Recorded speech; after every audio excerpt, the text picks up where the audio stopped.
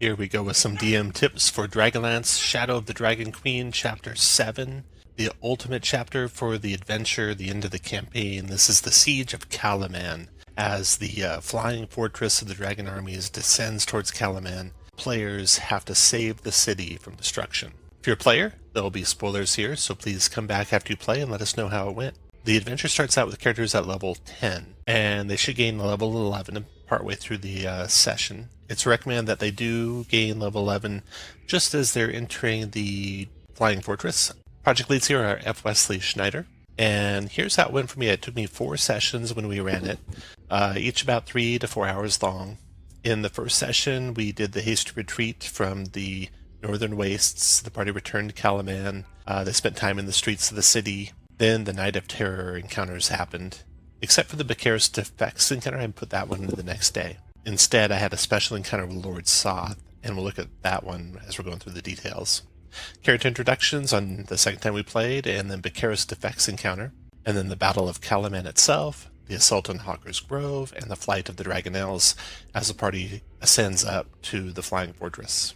Then the last 2 sessions are all taking place mostly in the Flying Fortress. The Citadel Depths, the Temple Crypts, and the Priest Quarters in the first session, and then the second from the Priest Quarters to the Bastion of Takhisis, the Citadel's destruction, and then the Dragon Army rout, and Kansaldi, the encounter with Kansaldi, and then Kalaman victorious. So let me take a look at the whole map here.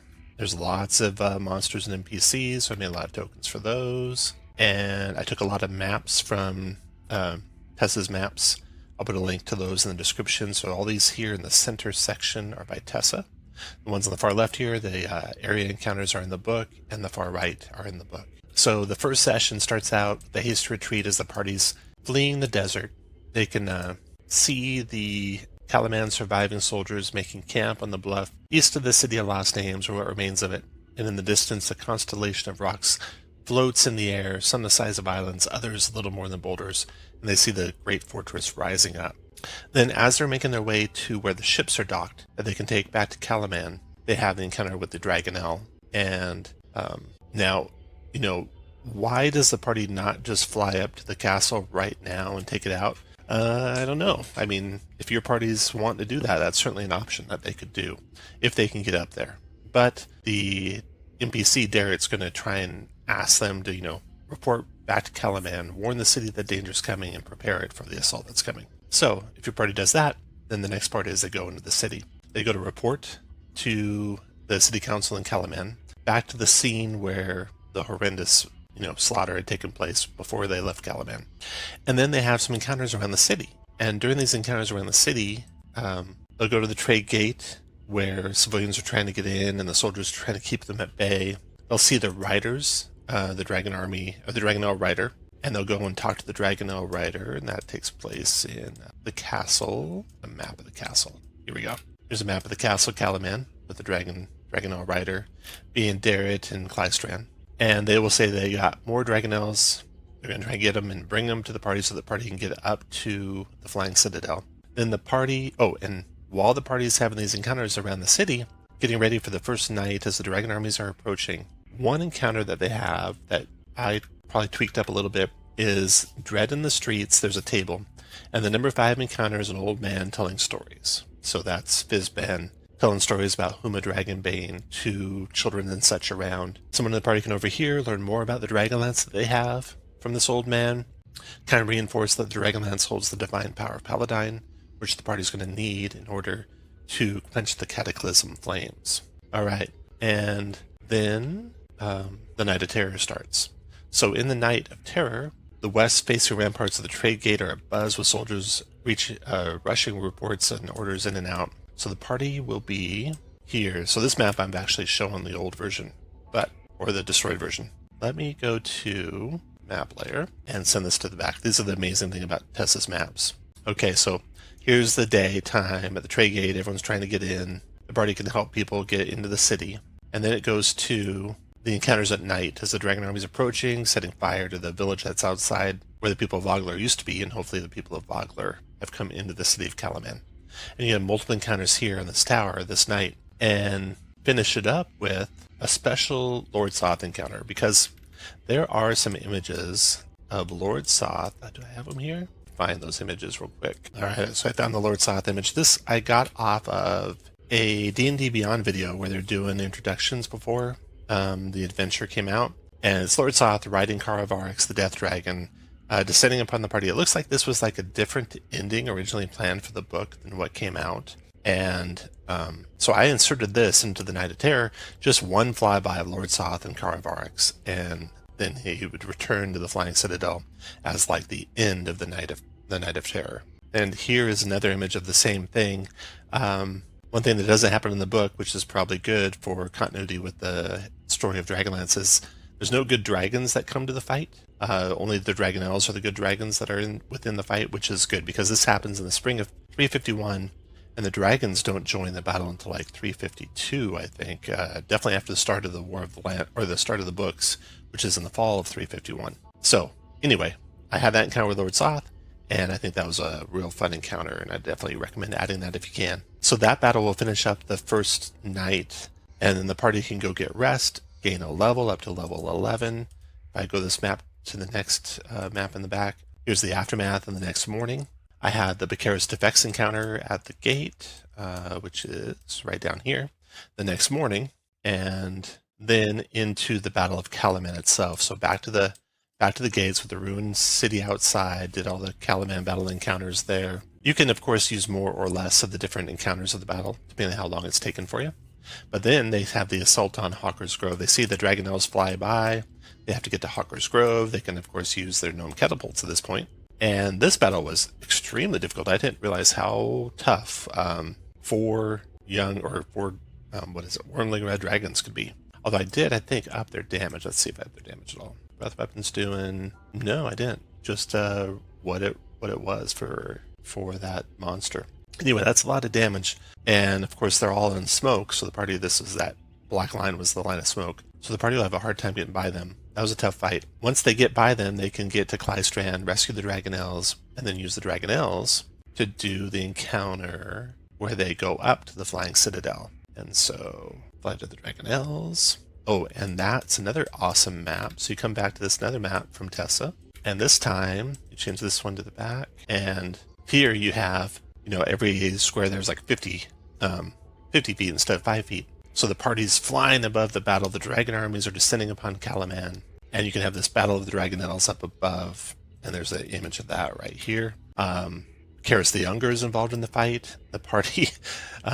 my party banished his Dragonel and he fell into the dragon army below. But you want to keep him alive because he turns out to be a Dragon High Master under Kidiara and pretty prominent in the books as one of the villains in the books. So, okay, that's the Flight of the Dragonnels brings it into like the second session most likely. And then you can go into the Citadel itself. So the party's going to enter the Flying Citadel in the Temple Crypts. Hopefully not face any Nightmare Dragons down below, although mine did. That made it harder even for them. When they get into the Temple Crypts here, they're going to have some exploration that they can do, and they can run into a vampire who is there from the original days of old. Oh, I'm sorry, I skipped over Ladara. So Ladara is going to be waiting for them as soon as they get near the Temple Crypts. And this is a chance for the party to get a lot of information from Ladara. And I think it's pretty important that Ladara shares the mirror information with the party. And especially Ladara's story. Over in S1. She shares the story. There's her ghostly form. She can reveal her ghostly form to the party. She can share the story of Lord Soth with the party. And she needs to highlight that mirror is going to be more powerful against him because the party should realize Lord Soth, anyone with experience probably has legendary resistance and will just make whatever save the mirror would have. So she needs to instill in the party it could still be effective because it'll have an extra effect on him. Otherwise, a prudent party would just ignore them here and say that's not going to work. Okay, so then they come into the crypts, and here in the crypts, there's one of these crypts where they can get into it, and it's got a +2 leather armor. I would change that to +2 studded leather armor. No reason to have leather armor. One armor class lower if you're going to enchant something.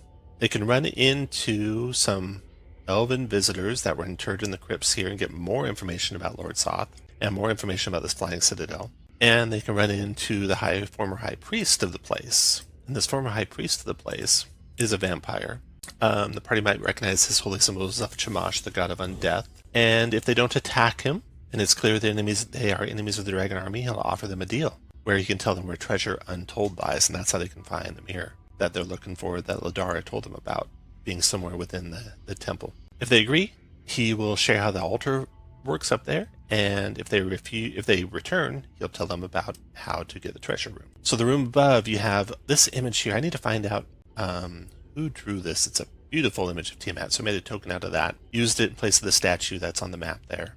You have the gods behind the statue. This room is full of Dragonnels. There's a Auric Draconian and 6 Bozak Draconians in there when the party arrives, so it's a good fight.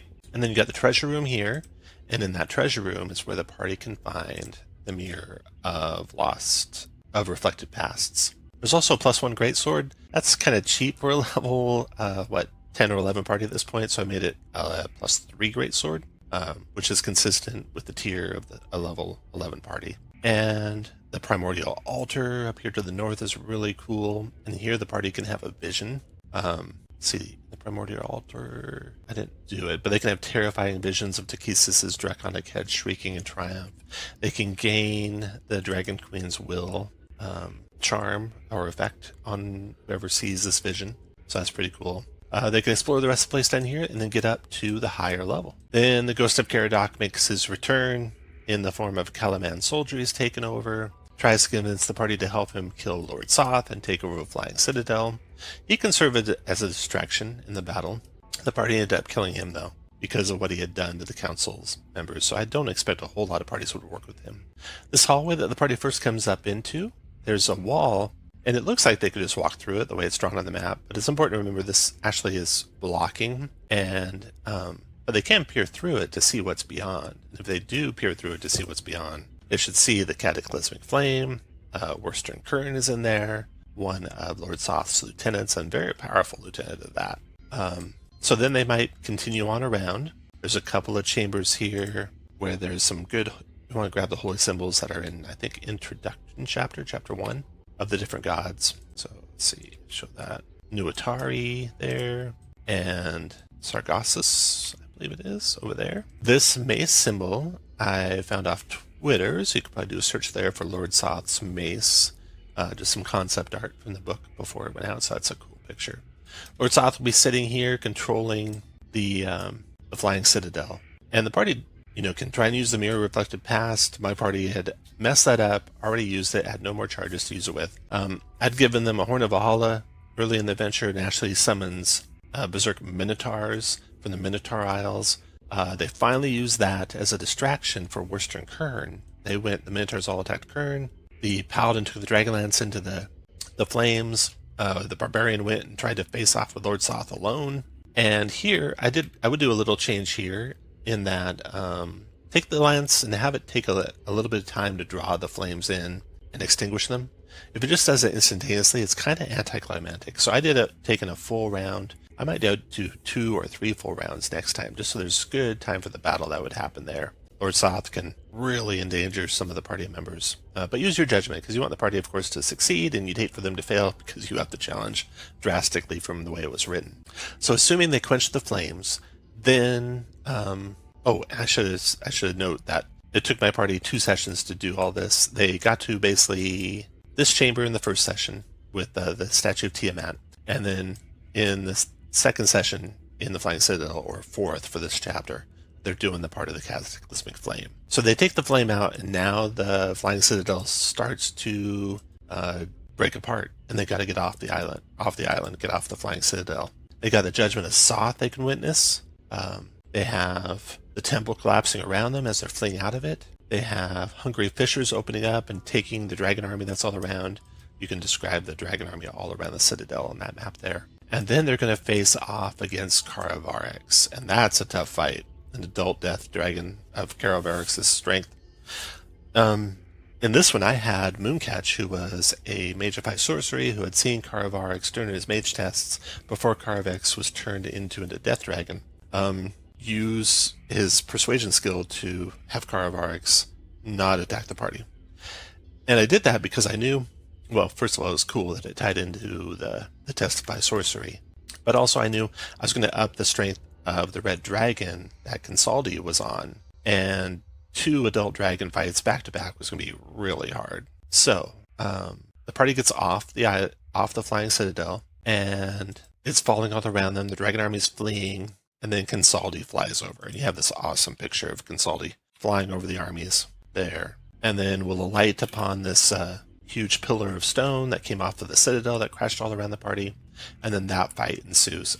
And I almost made that dragon too tough. The party defeated them with some very high level spells by driving off the dragon.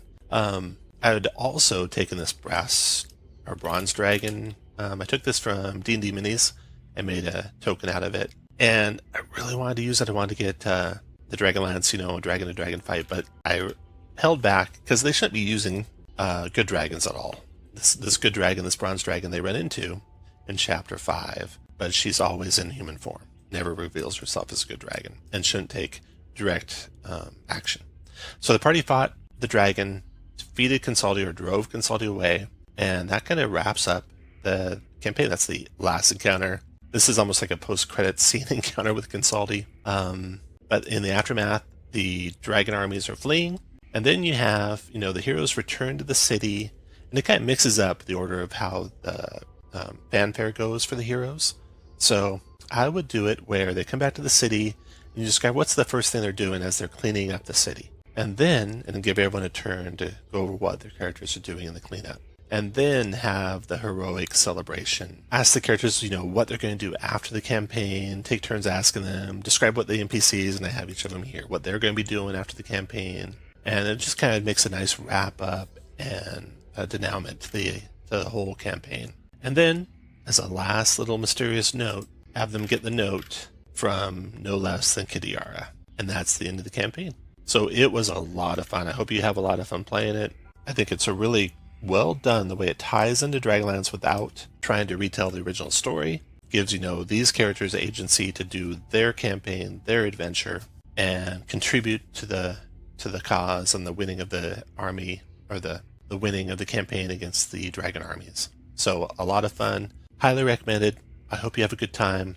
Leave comments below and how your campaigns went and how this chapter specifically went. I think it's a great climax to the campaign. One more little note that I forgot to add in. There is, in the final battle, the events that are taking place, the Clash of Fallen Flames events number 8, is where the party might have a vision of Takhisis in the clouds above Kalaman. Great opportunity to use this art that came with the adventure. This is in the introduction, chapter 1 of the adventure. Beautiful artwork here of Takhisis over the city of Kalaman. Great for ending up the campaign. A neat little encounter for the party there at the end. All right, have fun, and let us know how it went.